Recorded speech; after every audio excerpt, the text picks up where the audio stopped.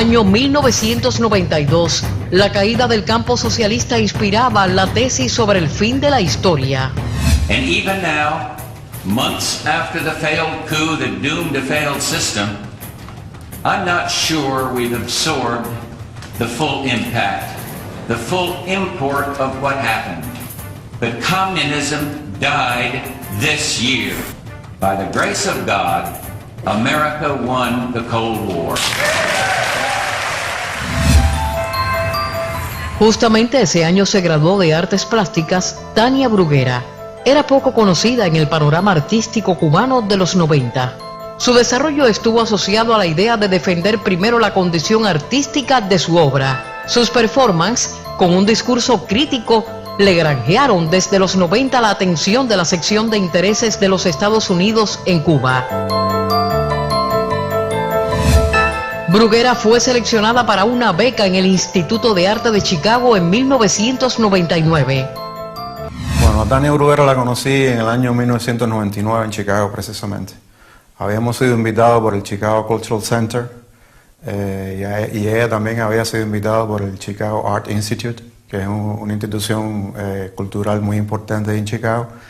Y los dos entramos en un programa de intercambio. Ellos se dieron cuenta rápidamente cuáles eran los intereses que tenía ella, que básicamente el interés fundamental que ella tiene es ser reconocida, ser famosa en el mundo entero a través de sus acciones conceptuales, y se dieron cuenta y empezaron a trabajarla muy finamente. Bruguera ascendió desde finales de los 90 a los principales espacios expositivos del arte político a nivel mundial. Sin embargo, en más de una ocasión han surgido opiniones sobre si el trabajo de Bruguera califica como arte. El 30 de diciembre de 2014, Gerardo Mosquera señala: el performance fue arte debido a su estructura simbólica y por haber sido catalogado como tal y producirse en un marco artístico. Al mismo tiempo, fue una acción política radical en Cuba. El susurro de Tatlin, número 6, versión de La Habana. Diario El Comercio. El 6 de enero de 2015, Ivonne Guzmán publicó: pero a decir de Ana Fernández, artista visual ecuatoriana y directora del Centro Cultural Metropolitano, la acción de la performer cubana también podría ser una estrategia para llamar la atención. Tiene un afán de ser publicitada. Yo creo que la capacidad comunicativa de su trabajo en tanto arte se ha resentido como consecuencia de un incremento, pudiéramos decir, de acciones que difícilmente podrían calificar como artísticas. Este tipo de actividad que Tania realiza parece menos ligada a una acción artística performática y más ligada a hechos, a actitudes más hipercríticas, más politizadas. La CIA y la Guerra Fría Cultural, de Frances Storm Saunders, explica cómo obró el gobierno de Estados Unidos desde la cultura en la confrontación con el bloque socialista.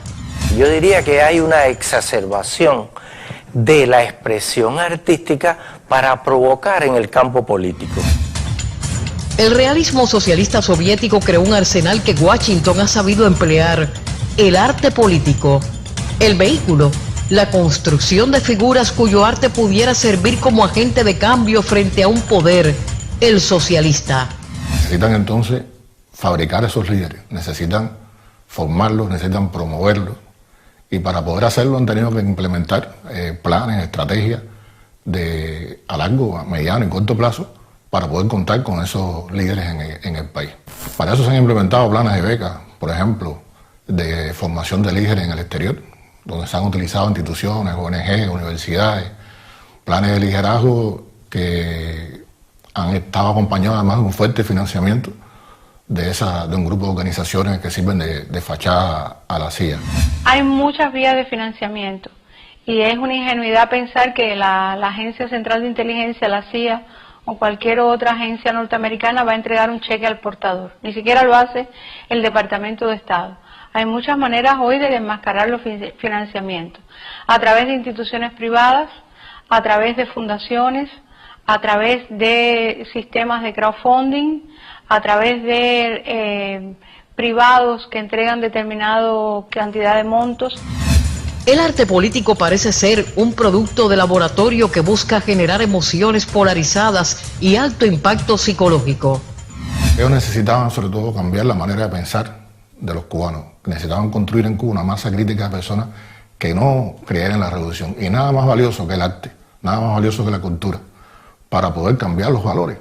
Lo malo es cuando tú utilizas ese arte con propósito de subversión, con propósito de influir en la gente, cuando tú te aprovechas de los mismos elementos que el arte te brinda para tú cambiar la manera de pensar de la gente, para tú vender los valores del capitalismo, para tú vender valores que son ajenos a los mismos procesos revolucionarios, pues entonces ahí estamos hablando de un arte que es político pero es reaccionario. El performance, por sus características, se ha utilizado en función del arte político. Un performance se puede usar para muchas cosas y lo que revela es cuáles son las ideas, cuál es la postura ante la vida, ante el mundo, ante la sociedad que tiene el artista que lo está ejecutando. Es una forma de arte conceptual, transgresor, contestatario a veces o muchas veces, que involucra mucho el cuerpo del artista que lo ejecuta. Hay un grupo de personas que lo ven dentro del territorio de las artes visuales y creen que surgió o lo practican para un poco salir de los marcos institucionales o de los marcos tradicionales de las galerías, los museos, los lugares más, vamos a decir, convencionalmente ligados al arte. ¿Qué mejor performance para Tania Bruguera que una escena llena de jóvenes? Así habló la propia Bruguera en entrevista concedida el 2 de diciembre de 2020 a Periodismo de Barrio, plataforma digital financiada por la Fundación Open Society. Esta última con presencia aprobada en programas de subversión en varios países. Yo pensé, quizás fue una ingenuidad, yo pensé que ellos por primera vez se habían sentido verdaderamente presionados. Puede ser que yo en ese proceso llegue a un punto que diga, las instituciones aquí no funcionan. Te lo digo, va a llegar el momento que yo voy a decir, no puedo seguir dialogando. Sus discursos y el apoyo que logró capitalizar entre los allí congregados le dan primero participación como mediadora y después como agente. En la lista de 30 personas que dialogarían con el Ministerio de Cultura figuran individuos con proyectos sufragados por Bruguera y asociados a la farsa de San Isidro. Quiérase o no, estos esfuerzos hipercríticos, politizados, a la larga contrarrevolucionarios, o a la corta, a la mediana y a la larga contrarrevolucionarios, le sirven de sustento a la gran agresión imperial y dificultan un planteamiento claro por la soberanía y la independencia, que de hecho, cada vez que tú lees estos medios y los que le hacen coro, tú te das cuenta que no hay manera de que se pronuncien en ese sentido, y eso también es muy gráfico. La contrarrevolución aprovechó los sucesos del 27 de noviembre para intentar promover la idea de una supuesta falta de apoyo de las instituciones culturales a sus jóvenes creadores y artistas. La intención, desconocer el soporte fundamental ofrecido por la institucionalidad cultural al arte contemporáneo en Cuba, lo que incluye la obra de artistas como la propia Bruguera. Y aquí entramos en otro patrón de la guerra cultural, que es desconocer todo el trabajo de la institucionalidad cubana. Yo me pregunto cuáles de esos artistas, cuando van a exponer o cuando van a presentarse en otro circuito, si verdaderamente no tiene que negociar con la institución de qué va a estar poniendo y qué ocurriría si ese grupo de teatro o ese artista viola la ley de ese país.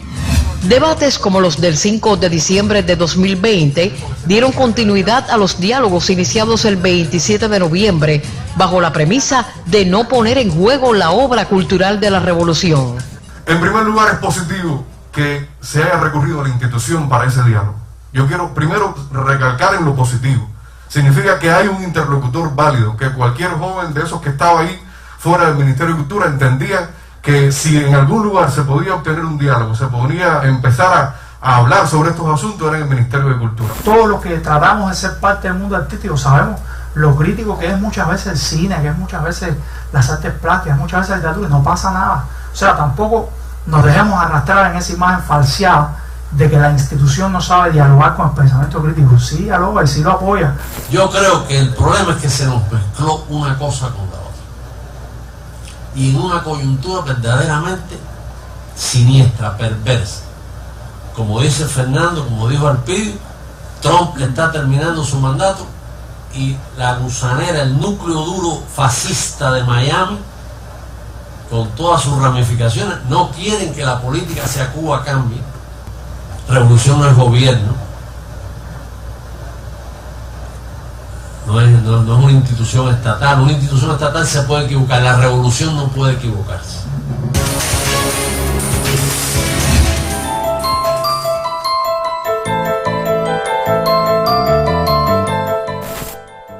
A decir de Tania Bruguera, el arte no solo eso no debería ser algo en lo que invertir económicamente, sino algo en lo que sumergirnos emocionalmente para abrir nuestro ser.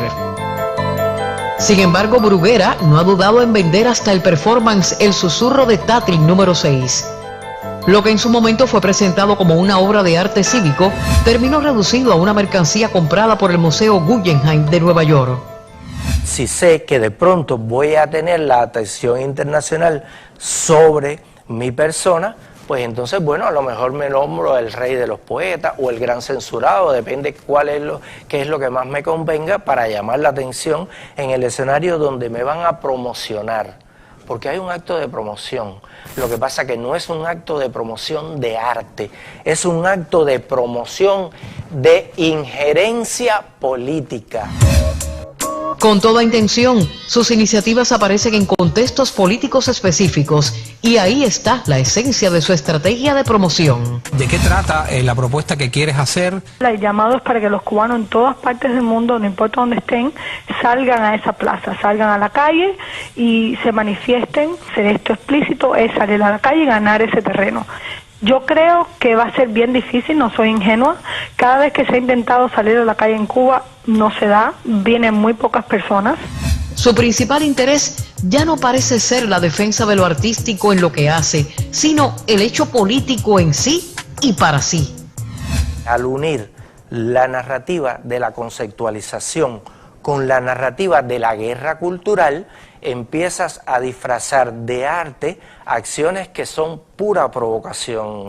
Todo este esfuerzo por mantener supuestamente ese espíritu vivo en las redes y en la prensa, lo mismo de parte del llamado Movimiento San Isidro, que de la propia Tania, que de otros, también puede tener un sentido de marketing. O sea, también seguramente puede servir para vender después mejor una obra o para vender un libro, ¿no? Siguiendo el rastro del dinero aparecen los vínculos entre Bruguera y Larisa Diversén, abogada cubana radicada en Estados Unidos y directora ejecutiva de Cubalex. Y presentar a Larisa, que la conocen muchos activistas en Cuba, es como la madrina legal de los activistas, la persona no me va corriendo cada vez que le pasa algo legal para que lo asesore. Pero, ¿qué es Cubalex? Una supuesta organización sin fines de lucro que desde Estados Unidos brinda asesoría legal a contrarrevolucionarios que residen en la isla. Sin embargo, existen pruebas del financiamiento que Cubalex ha recibido de la Fundación Nacional para la Democracia, NED, por sus siglas en inglés. Hay una larga historia de lo que es la NED y cuándo se instala, y que es una institución bipartidista, o sea, se establece de manera con un consenso de las cúpulas de ambos partidos y se ha usado de esa manera. Los propios arquitectos de la NED decían que les permite hacer abiertamente lo que antes la CIA hacía clandestinamente. En 2019, Miriam Comblit, directora del programa de América Latina y el Caribe de la NED, moderó un panel titulado 60 años de comunismo en Cuba durante la 23ª conferencia Forum 2000 en República Checa. Entre los participantes estaban Bruguera y conocidos operadores de la política anticubana como Rosa María Payá y Alexander Otaola. Precisamente Otaola, a raíz de los sucesos frente al Ministerio de Cultura el 27 de noviembre de 2020, acusa a Bruguera de romper el guión al que se había comprometido en aquella reunión en República Checa. Y se vio que uno de los compromisos de ustedes fue dispersar la manifestación. ustedes se comprometieron a mandar a todo el mundo para su casa. Eso no está bien. Eso no es lo que hay que hacer, Tania Bruguera, y tú lo sabes.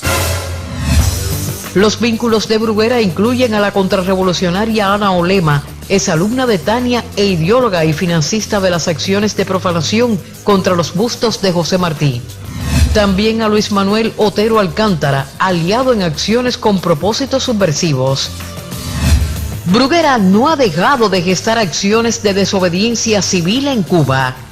A través de WhatsApp, centraliza iniciativas como marcar billetes en circulación y propuestas de performance en sitios públicos, tomando como referencia acciones similares ejecutadas contra el campo socialista en la década de los 80. La intención es conquistar el espacio simbólico contra la institucionalidad del país.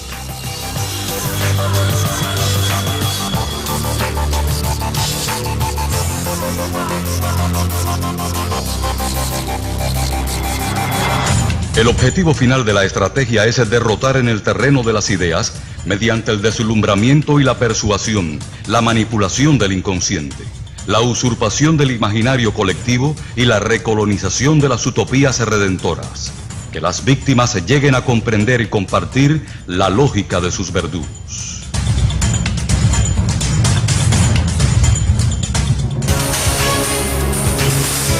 Ahora, la soberanía, como bien decía Marx, totalmente de acuerdo, tiene que ser el límite. Las conquistas sociales tienen que ser el límite. Los derechos constitucionales, que el 80 y pico % de los cubanos votamos, tienen que ser un límite. Porque no puede ser que por tus derechos se vulneren de la mayoría. Y creo que la tradición y la historia es algo vivo y que todos estamos construyendo todo el tiempo. Que seamos herederos de una tradición muy fuerte, y donde los límites están bien puestos, donde todo el mundo sabe hasta dónde se puede llegar, porque muchas personas han derramado sangre por esto. Nosotros también somos dueños de esa tradición y como jóvenes tenemos derecho a construirla y a seguir fortaleciendo las bases de lo que otra gente heredará y también será dueño.